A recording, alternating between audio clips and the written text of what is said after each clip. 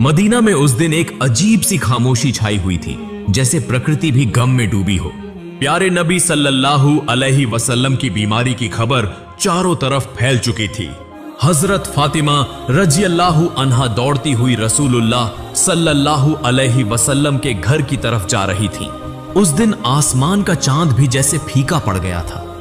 सहाबा किराम बैठे हुए थे, किसी की आंखों में आंसू थे, किसी का दिल पत्थर की तरह बोझिल हो चुका था।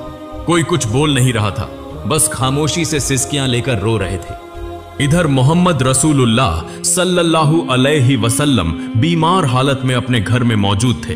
पास हजरत फातिमा रजियल्लाहु अन्हा और अम्मी जान आयशा रजियल्लाहु अन्हा मौजूद थीं। तब नबी करीम सल्लल्लाहु अलैहि वसल्लम ने फरमाया, ए आयशा, अबू बकर को खबर दो।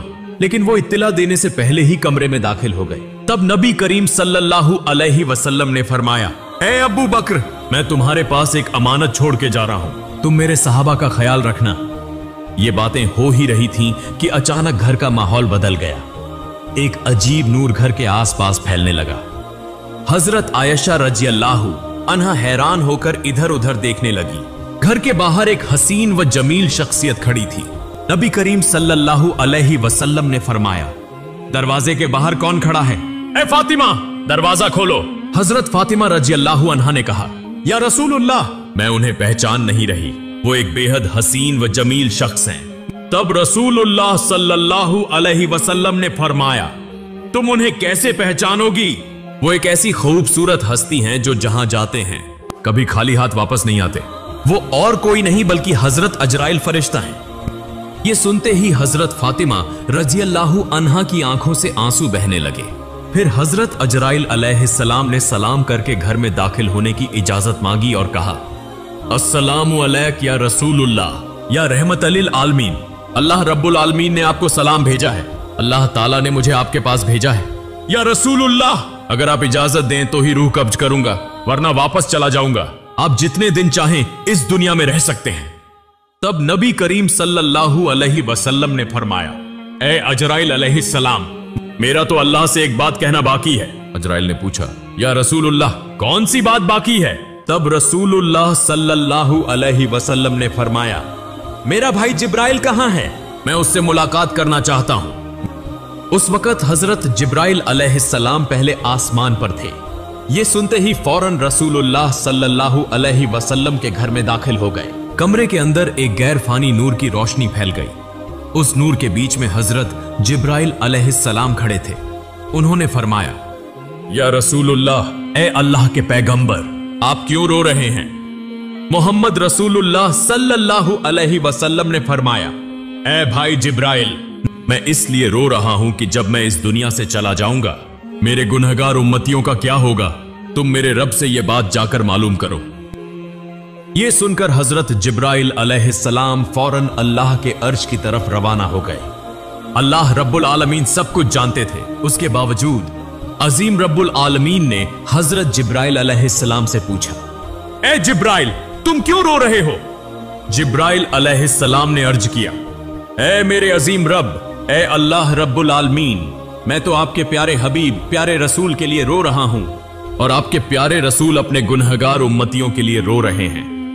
तब अल्लाह रब्बुल आलमीन ने फरमाया, ए जिब्राइल, जाओ, ये खुशखबरी दे दो कि उन्हें किसी बात की फिक्र करने की जरूरत नहीं। मेरे प्यारे हबीब अपनी उम्मत के लिए जिस तरह मोहब्बत और रहम करते हैं, अल्लाह अपने बंदों पर उससे भी ज्यादा मेहरबान है। क़यामत के दिन मेरे प्यारे हबीब जब तक खुश नहीं होंगे, तब तक उनकी उम्मत के गुनाह माफ होते रहेंगे और वे बगैर हिसाब के जन्नत में दाखिल होंगे। ये खुशखबरी मिलते ही हजरत जिब्राइल अलैहिस्सलाम निहायत तेजी के साथ रसूलुल्लाह के घर में दाखिल हुए। तब रसूलुल्लाह ने फरमाया, ए भाई जिब्राइल, अल्लाह रब्बुल आलमीन ने क्या फरमाया और तुम क्यों रो रहे हो? हजरत जिब्राइल अलैहिस्सलाम ने अर्ज किया, या रसूलुल्लाह, ए अल्लाह के पैगंबर, अल्लाह आपका इंतजार कर रहा है। अल्लाह ने आपको खुशखबरी दी है और मैं इसलिए रो रहा हूं कि आज के बाद मैं कभी वही अल्लाह का पैगाम लेकर नहीं आ सकूंगा। मैं इस दुनिया के बहुत से अंबिया किराम के पास वही लेकर आया, लेकिन सबसे ज्यादा बार तो आप ही के पास आया हूं। आज मेरा दिल बहुत बोझिल है।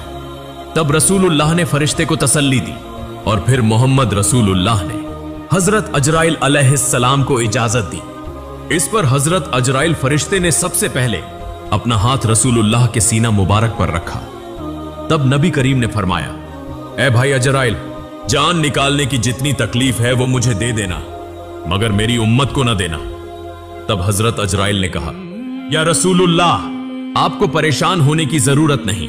आपकी उम्मत में जो सच्चे ईमान वाले होंगे उनकी रूह इस तरह कब्ज की जाएगी जैसे एक बच्चा मां की गोद में दूध पीते पीते सो जाता है। यह सुनकर रसूलुल्लाह मुतमिन हो गए। फिर आहिस्ता आहिस्ता बहुत इज्जत व कहार के साथ यह अमल मुकम्मल हुआ और रसूलुल्लाह की रूह मुबारक अल्लाह के अर्श की तरफ ले जाई गई। हजरत फातिमा रज़ियल्लाहु अन्हा, अम्मी जान आयशा रज़ियल्लाहु अन्हा गोया खामोश, साकित, बेजुबान हो गईं। फिर दुनिया रुक सी गई, मदीना की हवाएं थम सी गईं, जमीन चंद लम्हों के लिए जैसे साकित हो गई। तमाम मखलूक रोने लगी। यह खबर बहुत जल्द पूरे मदीना में फैल गई। यह खबर सुनकर हर मुसलमान का दिल टूटकर रेजा रेजा हो गया। उनके दिल छलनी हो गए, जमीन उनके कदमों तले निकल गई। रहमत वाले नबी के आशिक, जिंदगी भर के साथी और जान निसार साहबा जो आपको अपनी जान से भी ज्यादा चाहते थे, वो इस खबर को सुनकर कई तो बेजुबान हो गए और कई बच्चों की तरह झारो कतार रोने लगे। एक सहाबी हजरत अब्दुल्लाह बिन अंस रज़ियल्लाहु अन्हु यह खबर सुनकर गम की शिद्दत से जान की बाजी हार गए। इधर हजरत बिलाल रज़ियल्लाहु अन्हु मस्जिद के एक कोने में बेतहाशा रोते हुए कह रहे थे, मैं अजान कैसे दूंगा? मेरी जबान कैसे लेगी उस नाम को जो आज हमारे दरमियान नहीं रहे?